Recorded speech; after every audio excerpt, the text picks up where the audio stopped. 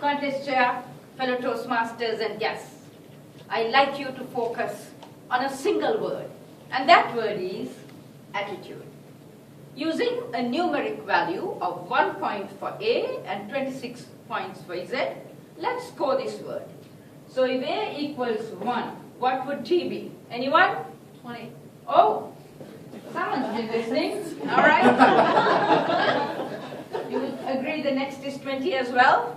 Yes. How about I? 9. This had better be right. My speech depends on this. Okay. You. Anyone? 21. Good. D and E are easy enough. 4. 4 and 5. and someone give me a total, please. 100. There are some good mathematicians here. That is my message. That attitude scores 100 every time. We all know of Humpty Dumpty, who sat on a wall and sat and had a great fall. We too can sit around and do nothing. We can also seize the day and do something, which denotes that each of us can have a negative or positive attitude. Friends, let's look at attitude and our workplace. We know that in our careers and in our workplace, change is the only constant. And this was also endorsed by our target speaker today, so it must be right. So, our attitude has to be flexible at work in order to finish not just our portion of work, but leave time for more. My boss is a true believer, and that has become her weekly chorus about the extra work. In Sri Lanka, I studied for 3 years, graduated, and gainfully worked as a chartered secretary.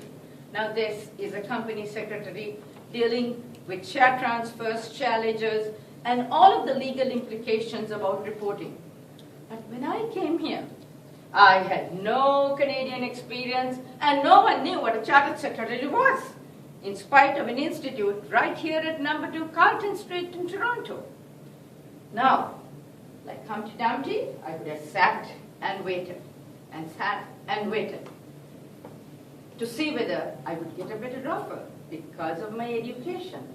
But because I decided to take on regular secretarial work, I quickly gained job satisfaction. And I enjoy this many, many years later.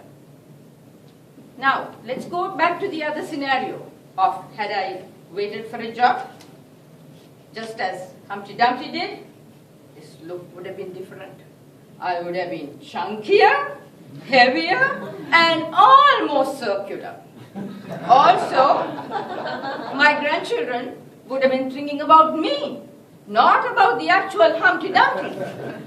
But seriously, moving from this group to the world at large, we know about Beethoven, the great composer, who became deaf. His attitude was to shave the legs of his piano to this level, so that he could play the keys with his left hand and keep his right ear to the ground to feel the sensations of his own music and improve upon those wonderful melodies, because that was the only way. He went on to make the most beautiful sonatas thereafter. From Beethoven in Europe to the United States, from the 70s to the 90s, when Christopher Reeve assumed the mantle of Superman, one of your favorites as well, Dennis, and here he was, the red and blue outfit blowing in the wind. He was everywhere. In the theater, of course, on the billboards, and in our hearts. This dashing superhero. But all that ended when Christopher Reeve fell off a horse and became a quadriplegic without the use of his hands and legs. And he was also paralyzed. Some of you would have seen the Barbara Walters interview of him in a wheelchair, in which he spoke to us through a machine, because his voice had totally failed, especially as Toastmasters. Can we contend with voicelessness from this day forward, the rest of our lives? Let's pause to consider.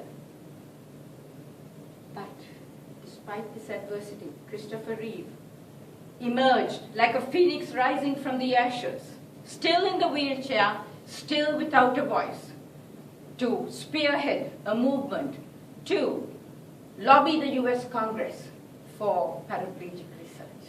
And this gathered momentum as the funds flowed in from sea to shining sea.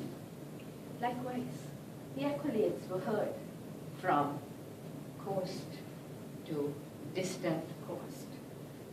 To this day, the Christopher Reeve Foundation helps hundreds of spinal cord injury patients. Witnessing this, being excited and inspired by this, is still a highlight of my life in North America. So today, friends, I ask you all to reignite your attitudes towards your areas of life, whatever they might be. Of course, we know that attitude eventually leads us to altitude. Of course, when you look at me at 5 foot nothing, this whole talk about reaching for altitude, that's another story. Let's not get into that.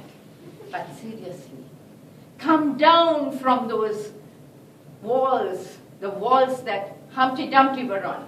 Instead, grasp the spirit of Christopher Reeves, which is in all of us, if only we try. Grasp the situation of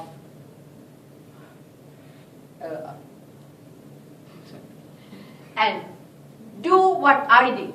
Do something and go about to make your attitude into altitude.